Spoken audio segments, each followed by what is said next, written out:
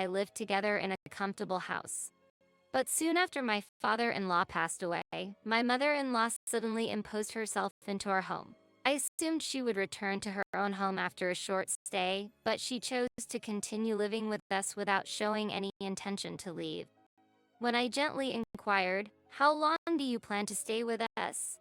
her reaction was unexpected. She became emotional and exclaimed, "How could a heartless daughter-in-law attempt to drive out an old woman like me? After losing my beloved husband, being forced to live alone in my hometown is incredibly cruel." Danny, who had overheard part of the conversation, rushed to her side and comforted her. "Mom, it's okay. I would never kick you out, so please don't cry."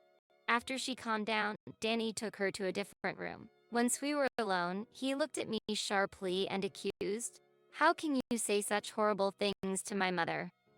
Do you not have a heart?" Misunderstandings might have arisen because Danny did not hear the whole conversation, but I had not forbidden my mother-in-law from living with us. As I explained, "I was just asking how long you plan to stay, not that I wanted her to leave," he retorted. "Asking about the stay sounds like you want her to leave early. Can't you understand other people's feelings?" I regret using inappropriate words, but I never intended to drive her out. However, Danny, taking my mother-in-law's excessive reaction at face value, seemed to have decided I was in the wrong. I had no choice but to leave the situation as it was, making my daily life small troubles deepen due to complex family relationships and the nuances of emotions involved. As a business owner, mother, and wife, I juggle these roles daily, trying to balance each. I wonder how long my mother-in-law plans to stay in our home. Asking her directly would likely result in her accusingly crying and appealing to Danny, so I hesitate to ask directly. Yet, when I contemplated how long she might stay, she unexpectedly announced, "I've sold my old house, so I'm moving all my belongings here," in front of the moving company truck parked outside our home, leaving me speechless. It was my day off, and I had planned to take Paul to the amusement park. However, Danny approached my mother-in-law suggesting, "Then, today will be for sorting things out." This visit to the amusement park was a promise made long ago, eagerly anticipated by Paul, who looked disappointed when he asked, "Mom, what about the amusement park?" "Don't worry, Paul. As promised, we're going to the amusement park," I reassured him. Danny frowned and showed his dissatisfaction, asking, "Are you planning to leave the luggage unattended just for going to the amusement park?" I confidently argued, "Why should we change our plan for a family visit to the amusement park, breaking a promise to our child for sorting luggage?" I find such behavior unacceptable. The visit to the amusement park had been planned weeks in advance, with all preparations made for that day. Yet, I was not informed about the move, and when told today was the day for unpacking, I prioritized the plans already set. Nevertheless, my mother-in-law began to cry exaggeratedly, claiming Jane finds living with me uncomfortable. That's why she prioritizes her child over me. Hearing this, the movers, either feeling the situation was deadlocked or tired of my mother-in-law's exaggerated performance, quietly pointed out, "Unpacking can wait. Shouldn't promises to children take priority? And did you properly inform your wife about the move?" Upon hearing the calm comment, my mother-in-law blushed and felt ashamed. Danny, witnessing this development, did not defend her but merely looked at me intently. It appeared that Danny prioritized helping his mother with the move over our planned enjoyable family visit to the amusement park. In light of this situation, I decided to take my son, Paul, to the amusement park as previously planned. Unfortunately, this choice created a noticeable distance between my husband and me. One day, my mother-in-law said to me, "Jane, would you mind staying at home on your next day off?" I asked her why.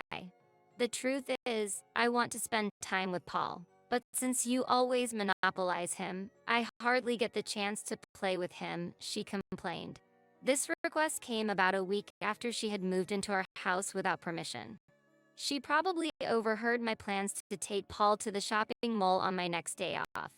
Suddenly, she forbade me from visiting the shopping mall, asserting, "Danny, Paul, and I will go to the shopping mall, so you should stay at home." Normally, there would be an option for the whole family to go out together, but excluding me seemed very selfish. Having witnessed her previous fake crying and such behavior, I could no longer trust her words.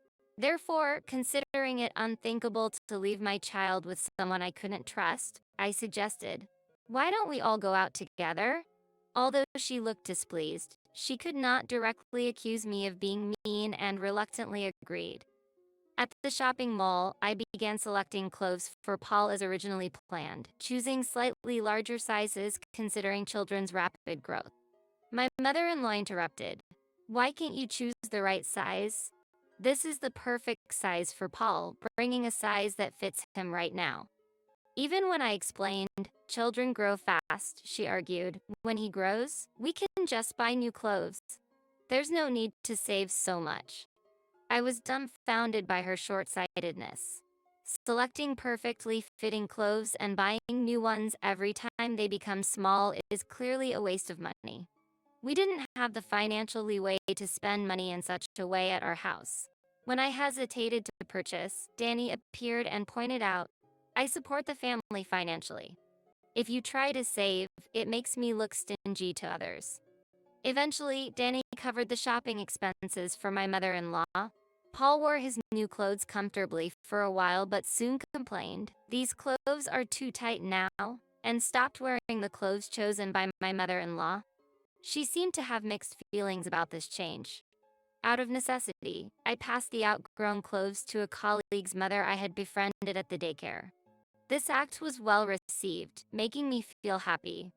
However, the existence of the daycare seemed undesirable to my mother-in-law. "Why do you need to leave Paul with others when I'm here? Moreover, continuing to work with the child is not good for their education," she criticized. I couldn't agree with this point, responding, "The reality is, we can't make ends meet without my job," but she just snorted, "How much do you even earn?" I'm confident Danny's earnings surpass that. "We can manage without your help. Besides, you're probably a burden at work anyway." It seemed possible that Danny hadn't told his mother about my role as a business owner. His occasional bragging nature might have led him to hide such an important fact, perhaps to avoid letting his mother know that his wife earns more than he does. Faced with such a situation, I was deeply disappointed. "Actually, I earn more than Danny," I explained calmly yet firmly. My mother-in-law's response turned to anger. "How can you say such a thing? Looking down on your own husband and boldly declaring you earn more. Do you not respect your husband? You neglect your duties at home and boast about out-earning him. Don't you have any respect for him? Danny can manage perfectly fine without you," she exclaimed furiously. As her anger reached its peak and her voice echoed throughout the room, Danny appeared, asking, "What's going on here?" As if she had found reinforcements, my mother-in-law spoke with renewed vigor. "Hey, Danny. Actually, we wouldn't be troubled without Jane, right? It should just be you, me, and Paul living happily together. Don't you think our life is being constrained because Jane is here?" She said, "What? Yeah," Danny hesitantly, but eventually, showed his agreement. "Then the best thing to do is to divorce." She continued, and shockingly, she immediately took out a divorce form. It seemed she had wanted our divorce for some time. I no longer had any expectations for a father who prioritizes his mother over his child. However,